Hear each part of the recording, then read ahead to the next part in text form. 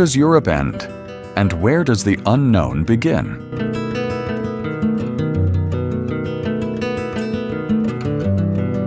Between mountains that seem eternal and seas that have witnessed too many invasions, the Balkans defy every label. They are neither entirely east nor entirely west. They are a living frontier, a mosaic of languages, religions, and memories overlapping like ruins beneath the grass. Here, a mosque can be reflected in the stained glass of a cathedral. A Turkish song blends with a Roma rhythm, and a past war still whispers through walls that try to forget. This is Europe's contradictory heart, the part of the continent it glances at sideways, unsure of what to do with it. On this journey, we will uncover its invisible layers, empires, identities, wounds, and hopes. Because to understand the Balkans is to understand the limits and the fractures of Europe itself.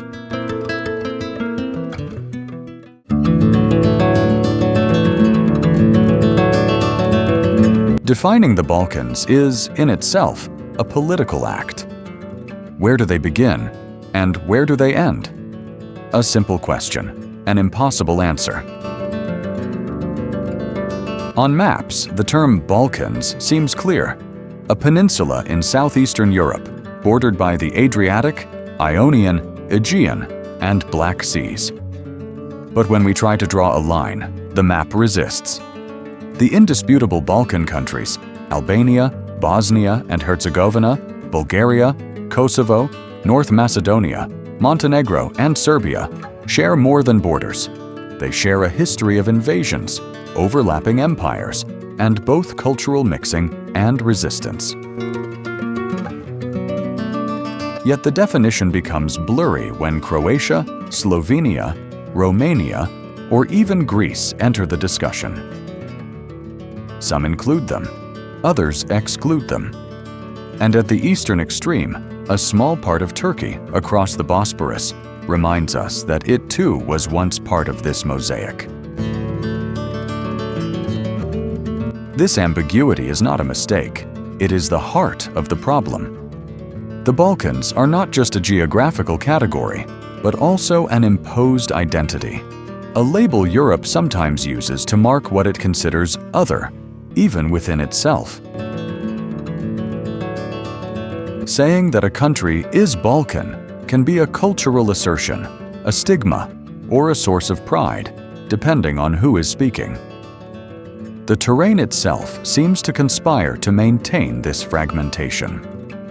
From the Julian Alps to the Dinaric Mountains, from the Rhodope Mountains to the Balkan Range, the Stara Planina that gave the region its name, the landscape fractures in 1,000 directions. Steep mountains and narrow valleys created isolated communities, each with its own dialects, customs, and unique memory. If the mountains separate, the rivers unite. The Danube, Sava, Drina, and Vardar have served as arteries connecting these territories to the rest of the continent. Cities such as Belgrade, Novi Sad, or Rus flourished along their banks, true gateways between worlds.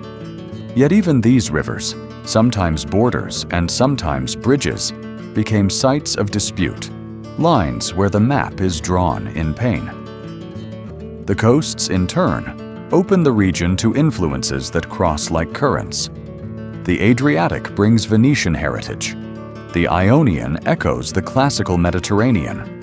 The Aegean carries Byzantine shadows, and the Black Sea reflects an Eastern gaze.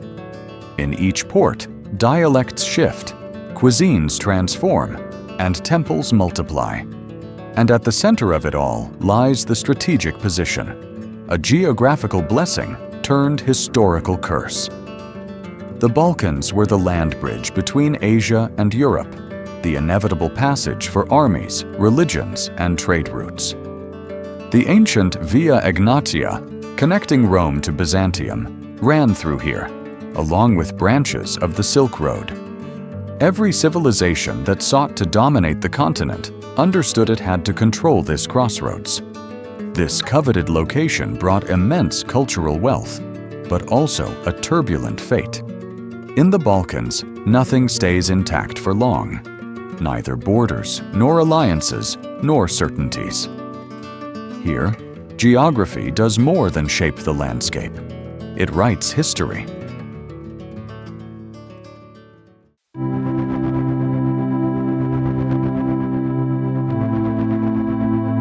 The history of the Balkans is not read in books. It is written in stone. Every empire left a layer here, like a geologist leaving strata in the earth, and none of them disappeared completely. When the Roman Empire split in two in 395, the fracture was not only political, it was a line of spiritual and cultural division that is still felt today. To the west, Rome and Latin. To the east, Byzantium and Greek. The Balkans were caught in the middle, like a hinge between two worlds. This was Europe's first east-west frontier. Byzantium was not just an empire, but a way of understanding the world. From Constantinople, the modern Istanbul, its influence spread north through Orthodox faith, golden-domed architecture, mosaics that still seem to breathe in the shadows of churches, and a liturgical language that gave identity to entire peoples. The missionaries Cyril and Methodius, born in Thessaloniki, created the Glagolitic alphabet, the precursor to Cyrillic, to translate the Bible into Slavic languages. Religion thus became a cultural root, and language an invisible border. Cities like Thessaloniki, Ohrid, and Niš were beacons of that civilization. In Ohrid, prayers in Church Slavonic were sung for the first time in a church, and even today, Byzantine echoes resonate among the walls of its monasteries. But Byzantium's light began to fade, and by the mid-14th century, another power advanced from the south, the Ottoman Empire. In 1354, they crossed the Dardanelles, and in 1389, the Battle of Kosovo sealed their fate. For the Serbs, that defeat was more than a lost war. It became a foundational myth, a symbol of sacrifice and resistance. "The kingdom of heaven before the kingdom of earth," said their monks. Ottoman rule lasted almost 500 years, half a millennium of forced coexistence, tension, and syncretism. The millet system, a governance based on autonomous religious communities, allowed Christians, Jews, and Muslims to preserve their laws, temples, and customs. But it also structured life around religion, dividing neighborhoods and destinies. In some regions, like Albania and Bosnia, conversion to Islam was not imposed by the sword, but adopted gradually for social, economic, or protective reasons. These conversions added a new layer of complexity, a European, Balkan, hybrid Islam. The Devshirme, the levy of Christian children educated as Janissary soldiers or high officials of the Sultan, represents perhaps the cruelest and most fascinating paradox of the time. Many of the empire's most powerful men were born in Christian villages of the Balkans. The Ottoman legacy remains visible on every corner: mosques with slender minarets, Turkish baths where steam preserves ancient secrets, and bazaars where mixed languages still echo. Sarajevo, Skopje, Mostar, and Prizren retain that eastern air within Europe.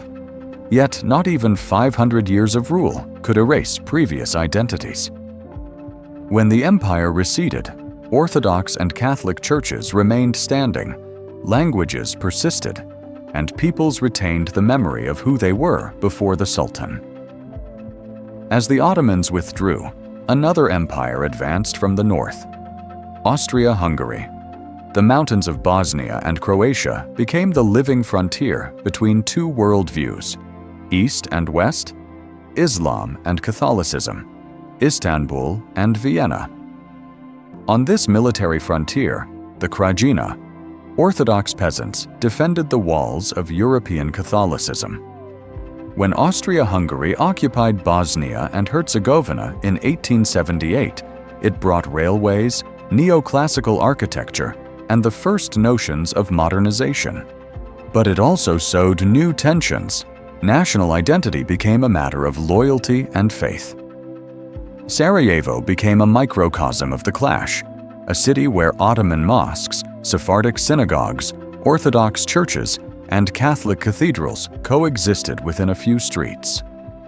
In 1914, on one of those streets, a single shot would change the course of world history. Today, walking through any Balkan city is to traverse centuries in a few steps. An Ottoman mosque may stand meters from an Orthodox church. A synagogue may face an Austro-Hungarian building. Turkish words survive in local languages: çarşıya for the market, börek for the pastry, sofra for the table.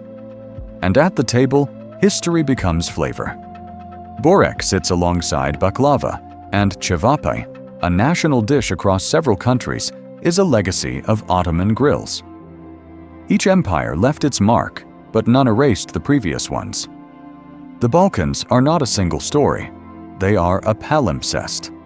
Every layer remains, visible or latent, as if time here refuses to choose a single version of the past.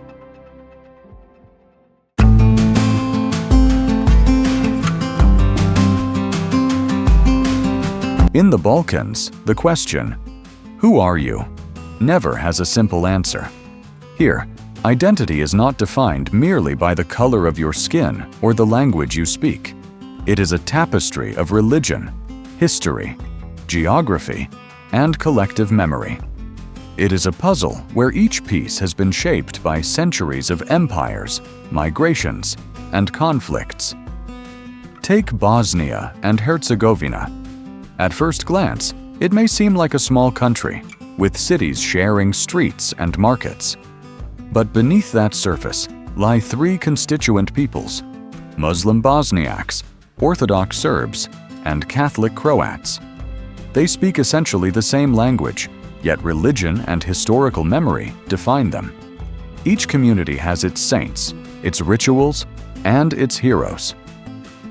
Sarajevo, the capital, earned the nickname Jerusalem of Europe because on a single street one can see a mosque, an Orthodox church, a synagogue, and a Catholic cathedral. During Tito's Yugoslavia, coexistence was possible thanks to a political framework that emphasized unity above difference. After Tito's death and the country's disintegration, those balances collapsed. What had been diversity became a dividing line, and Sarajevo became a microcosm of the conflict that spread across the region. Further south, North Macedonia faced its own struggle over identity. For decades, the country was entangled in disputes with Greece over its name, a conflict resolved only in 2019 with the Prespa Agreement. But the debate was not just nominal.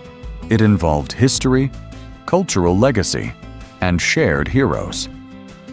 Macedonian identity is negotiated among Bulgarian, Greek, and Serbian influences, demonstrating that in the Balkans, nationhood is often more a matter of politics than blood. Kosovo provides another extreme example. Its population is roughly 90% Albanian and 10% Serbian, yet Serbia considers it the cradle of its national identity.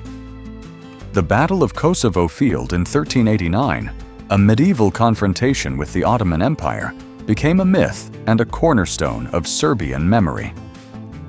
Today, 5 European Union countries still do not recognize Kosovo's independence, while daily life continues within the territory, sometimes ignoring the boundaries imposed by history.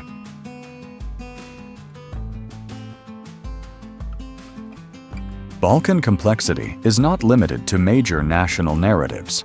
Dispersed communities cross borders and defy maps. Hungarians in Vojvodina, northern Serbia, Turks in Bulgaria, Vlachs, small Romanian groups scattered across Greece, and the Roma, whose transnational history and persistent discrimination make them an invisible yet omnipresent people. Each minority carries a cultural heritage that transcends the place where it resides. This brings us to an uncomfortable question.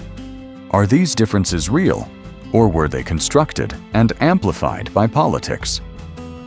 In many cases, borders and maps have created identities as much as they have reflected them.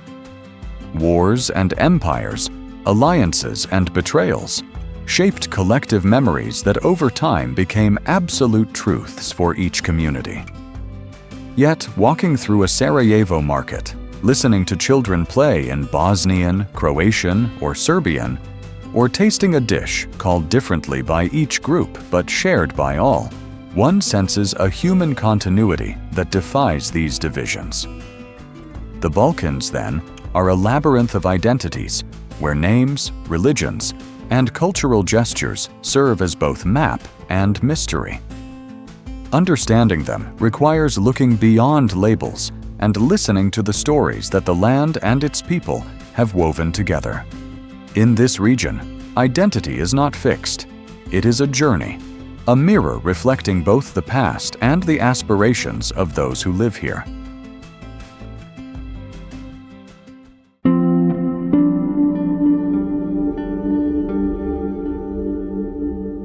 In 1918, after the collapse of the Austro-Hungarian Empire, a new country was born in the Balkans, the Kingdom of Serbs, Croats, and Slovenes, later called Yugoslavia.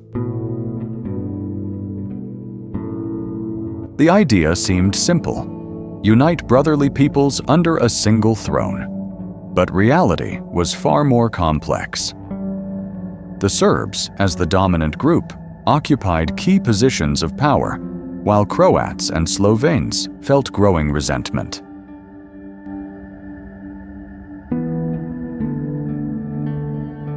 Tensions reached a breaking point in 1934, when King Alexander I was assassinated in Marseille, a plot that reflected accumulated grievances and the fragility of a country that had yet to learn to coexist with its diversity.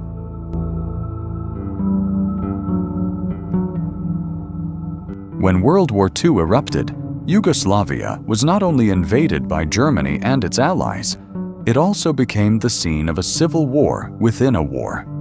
Croatian Ustašas, followers of a fascist regime, carried out a campaign of terror and genocide against Serbs, Jews, and Roma, establishing concentration camps like Jasenovac, where brutality reached indescribable levels. Against them, the Serbian Chetniks, monarchists and nationalists, fought to preserve Serbian supremacy, while Tito's partisans, a multi-ethnic communist movement, promised a future where differences could coexist under the banner of equality. These conflicts generated traumas that were never collectively processed. Open wounds passed from generation to generation, invisible yet potent. After the war, Tito emerged as the central figure of reconstruction. His motto, brotherhood and unity, was not just propaganda, it was a structural principle. The new Yugoslavia was organized as a federation of 6 republics: Serbia, Croatia, Slovenia, Bosnia and Herzegovina, Macedonia, and Montenegro. Within those borders coexisted 5 nations, 4 languages, 3 religions, and 2 alphabets. Tito achieved something extraordinary, balancing diverse identities under a single country without eliminating differences, but channeling them into a shared narrative. Yugoslavia's international prestige grew thanks to its non-alignment policy during the Cold War, maintaining relations with both the West and the Soviet bloc. The self-managed economy provided relative prosperity, and although nationalism was suppressed, the memory of the recent war kept internal conflicts at bay. Tito, with his charismatic leadership and undisputed authority, was the force that unified a country that without him would likely have collapsed much sooner. Everything changed after his death in 1980. The Federation began to wobble under growing economic crisis, inflation, and unemployment. In this vacuum, old nationalisms resurfaced. Slobodan Milošević in Serbia used a narrative of victimization to consolidate power, exacerbating historical tensions and creating a constant sense of threat among the republics. In 1991, Slovenia and Croatia declared independence, unleashing the Yugoslav Wars, a decade of violence that would transform the region forever. The wars of the 1990s were devastating. Ethnic cleansing became a political and military strategy. The siege of Sarajevo, lasting from 1992 to 1996, turned the city into the most heavily bombarded in Europe since World War II. In 1995, Srebrenica witnessed the worst massacre in Europe since 1945. 8,000 Bosnian Muslim men and boys were killed, while the international community watched too late. In Kosovo, between 1998 and 1999, NATO intervention halted the violence, but not before hundreds of thousands were displaced. In total, the Yugoslav wars left around 140,000 dead and 4 million displaced, a testament to a broken country and a continent that watched with guilt and bewilderment as the Yugoslav experiment exploded into pieces. These wars are not distant history. They explain why today's Balkan borders are so sensitive and why reconciliation remains incomplete. Each country writes its own national narrative, often incompatible with its neighbors. What was once Yugoslavia became a mosaic of independent states, each with distinct heroes and villains, each with memories that sometimes overlap and sometimes clash. Understanding Yugoslavia is understanding the fragility of human balances in the Balkans, how coexistence can be sustained under strong leadership, how the wounds of the past can be temporarily contained, and how, when that balance breaks, the dust of history ignites into fire. Here, political borders, nationalisms, and wars did not just redraw maps. They reconfigured lives, memories, and above all, the perception of what it means to be Balkan.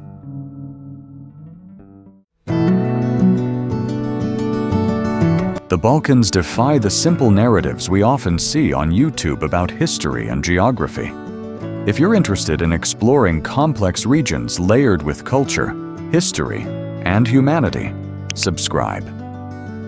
Here you'll find content that goes beyond the political map, uncovering the stories that truly shape these places.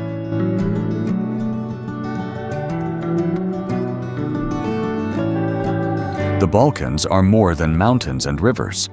They are a cultural crossroads where echoes of history are still heard in everyday life. The first sign of this invisible mosaic is the line dividing East and West, marked by the Great Schism of 1054. The Catholic Church established itself in Croatia and Slovenia, while Orthodoxy flourished in Serbia and Bulgaria. It is not only a matter of faith, it also defines alphabets, customs, and perceptions of belonging. Serbia, for example, officially uses both Cyrillic and Latin scripts, a testament to its dual identity, while Croatia and Slovenia are seen as part of Central Europe, and Serbia or Bulgaria as Eastern Europe. But who decides these boundaries? Political maps, treaties, or simply the historical narratives that Europe accepts as valid? Religious syncretism is another marvel of the region. In Bosnia, Sevdalinka, melancholic music, heavy with nostalgia, blends Eastern tonalities with Slavic rhythms, a reminder that culture knows no borders. Orthodox saints coexist with ancient pagan rituals, while in Albania, Bektashism, a heterodox form of mystical Islam, allows festivals and ceremonies to incorporate elements from multiple religions. Before the wars, it was common for celebrations and traditions to cross neighborhoods and confessions, weaving a cultural fabric that today may seem fragile, but still pulses beneath the surface. Architecture, like the Balkans themselves, is a palimpsest. In many cities, mosques rise above churches, which in turn rest on Roman temples. Mostar, with its famous Ottoman bridge, is emblematic. Destroyed during the 1993 war and painstakingly rebuilt stone by stone, it became a symbol of resilience and shared memory. Belgrade, the Serbian capital, offers another perspective. Its fortress contains Roman, Byzantine, Ottoman, and Austro-Hungarian layers, each visible, each telling its story. Walking these streets is like reading centuries of conquests, resistance, and cultural fusion. Cuisine may be the most delicious map of this convergence. In the north, in Slovenia and Croatia, Austro-Hungarian influence is savored in strudel and schnitzel. Further south, in Bosnia and Serbia, Ottoman legacy remains in dishes like cevapi and sarma, while in Greece and Albania, the Mediterranean dictates olive oil, fresh fish, and light fare reminiscent of the seas that wash these coasts. Yet there is a common thread throughout the region: the ritual of Turkish coffee, served slowly, shared between neighbors and strangers alike. A gesture transcending religions and borders, symbolizing Balkan hospitality. Every element of the cultural geography, religion, architecture, music, cuisine, functions as a coordinate, revealing how the Balkans constantly intersect with themselves. It is a territory where East and West overlap, where history does not disappear but is inscribed in daily life. Here, culture is not only observed, it is lived. Every street, every flavor, every melody is a reminder that the Balkans are a mosaic in motion, a space where worlds collide and, at times, find unexpected harmony.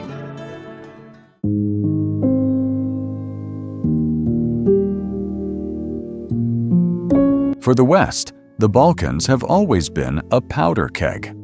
The phrase, coined after the assassination of Archduke Franz Ferdinand in Sarajevo in 1914, not only marked the beginning of World War I, but also condensed centuries of stereotypes about the region: instability, violence, and chaos. From this also comes the term Balkanization, used pejoratively to describe political and social fragmentation, as if division were a genetic flaw of the peninsula.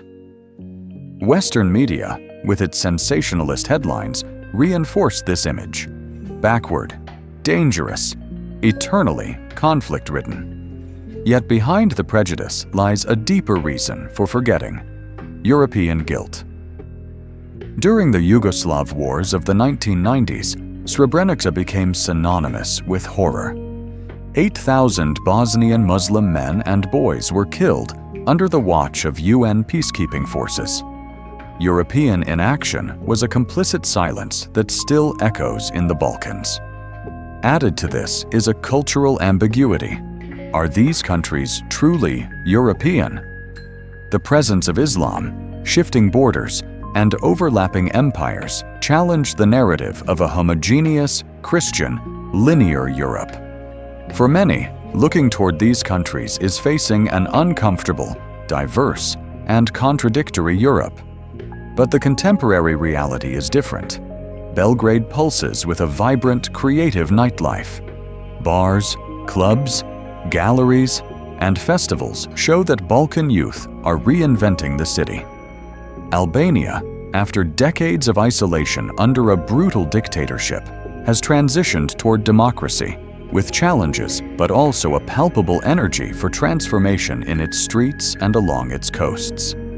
Sarajevo, though scarred by war, remains a multicultural crucible, where cafes and markets blend languages and aromas as they have for centuries. Even technology and entrepreneurship thrive. Serbian startups innovate in software, while Croatia combines tourism with history and nature to attract visitors from around the world. Still, these countries face a brain drain that threatens their future.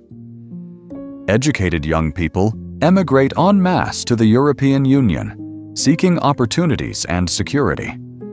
Populations age rapidly, and societies question whether they can thrive without their youth. This dynamic is not merely an economic problem. It is an existential challenge for Balkan identity. European integration appears as a partially fulfilled promise. Croatia has been a full EU member since 2013. Bulgaria and Romania joined in 2007. Serbia, Montenegro, North Macedonia, and Albania are waiting candidates, while Kosovo and Bosnia seem trapped in an undefined limbo. The process is slow and full of skepticism. The EU does not want to expand too quickly, and the Western Balkans grow tired of waiting for recognition and support. Thus, Europe chooses to look away, while the Balkans continue to reinvent themselves. Amid stereotypes and prejudice, past violence, and visible scars, there is a vibrant and resilient region, with cities that breathe culture, communities that reinvent themselves, and generations striving to break imposed molds. This is the Europe forgets: diverse, contradictory, and profoundly alive, challenging a simplistic narrative that reflects neither its history nor its present.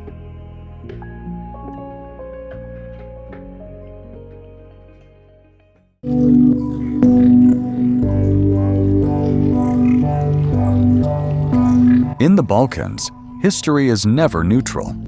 Each country teaches its own version of the same events, and these versions often contradict one another. What is heroism for some is crime for others. Ratko Mladic, internationally convicted of genocide in Srebrenica, is still considered a hero by significant segments of the Serbian population. This clash of narratives is not anecdotal. It shapes identities, fuels resentments, and molds the perception of entire generations. Monuments and architecture also tell selective stories. New statues of nationalist leaders constantly emerge, reinterpreting the past according to present-day politics.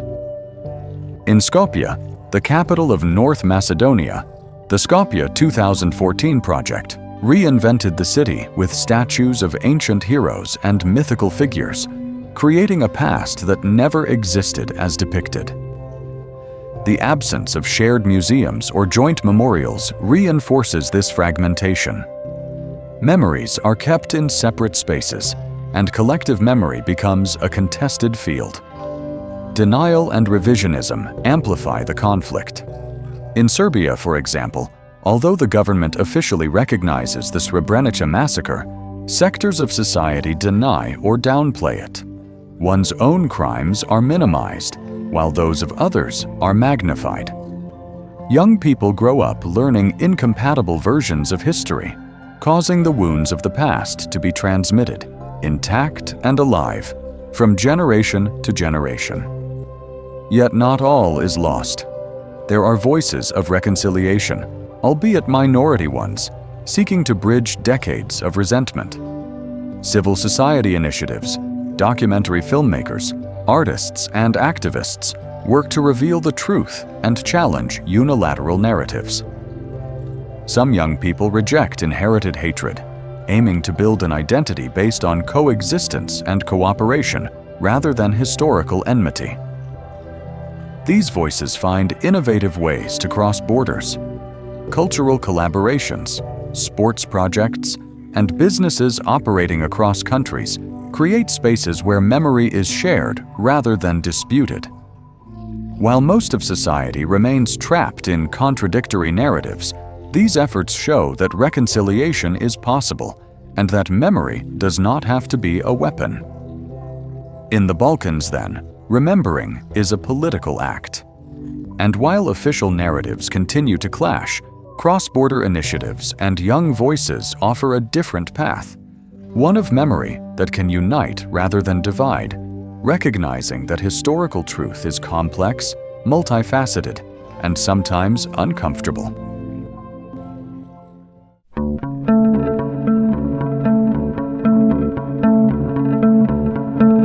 Reducing the Balkans to their violent past is both unfair and dangerously simplistic. This region, with over 8 millennia of continuous history, is not defined solely by wars or shifting borders. It is defined by the creativity, resilience, and hospitality of its people. Streets, squares, and cafes breathe centuries of stories that go beyond recent conflicts, reminding us that the Balkans have always been a crossroads of worlds, a space where diversity meets and coexists. Still, the challenges are real. Corruption remains endemic in many countries, and state capture by elites has limited economic and social development. Relative poverty, compared to Western Europe, persists, and the region is subject to the influence of external actors. Russia, China, and Turkey compete for political and economic leverage, while the European Union and the United States try to maintain their traditional influence. This geopolitical competition reflects a historical vulnerability. The Balkans remain a chessboard where external interests intersect with local aspirations. Yet cultural resilience is palpable and vibrant. Music ranges from traditional turbo folk to experimental electronic that fuses Eastern and Western sounds. Balkan cinema has won international awards, telling stories that are both local and universal. Literature continues to hold prestige, from Nobel laureate Ivo Andrić to Ismail Kadare, whose words explore memory, power, and belonging. Balkan narratives remain profound and complex. Nature, still largely preserved, is another treasure of the region. National parks, less crowded than their Western European counterparts, protect extraordinary biodiversity. Dense forests, crystal-clear rivers, and mountains that have witnessed millennia of history. Emerging tourism, still relatively sustainable, begins to show that the Balkans can offer authentic experiences away from mass tourism, where history, culture, and nature coexist. Perhaps the most fascinating element is the post-war generation. Young adults who did not directly experience the conflicts, connected globally through the internet and social media, looking to the future with different perspectives.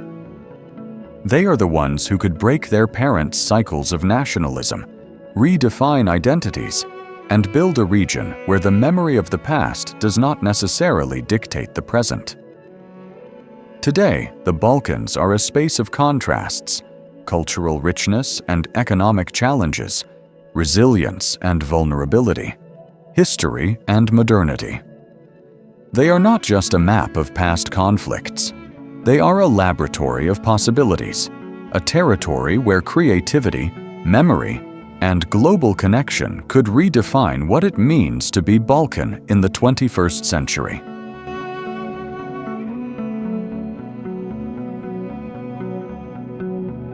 The Balkans function as a laboratory where all the dilemmas Europe has tried, and often failed, to resolve are concentrated. Here, nationalism and cosmopolitanism intersect. Historical memory meets selective forgetting, and minority integration collides with religious tensions in the public sphere. Every conflict, every partial reconciliation, every reinvented tradition is a microcosm of questions that resonate across the entire continent. If Europe cannot integrate the Balkans, what does that say about the viability of its own political and cultural project? The paradox is evident. Geographically, the Balkans are in the heart of Europe. Culturally, they are often treated as a periphery, even as outsiders.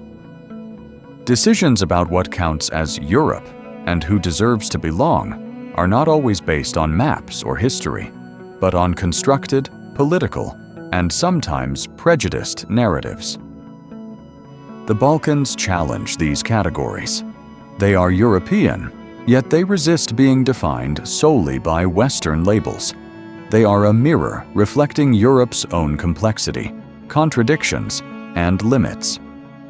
From them emerge universal lessons. Identities are not fixed.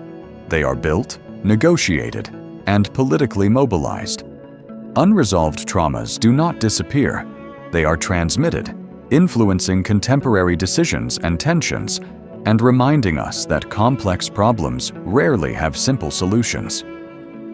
The Balkans teach that understanding a region requires accepting multiple layers of reality simultaneously: political, cultural, historical, and emotional.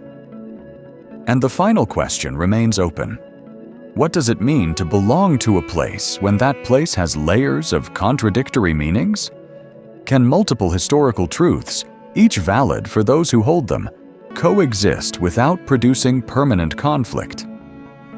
The Balkans do not offer easy answers, but they pose the questions that any society confronted with diversity should be asking.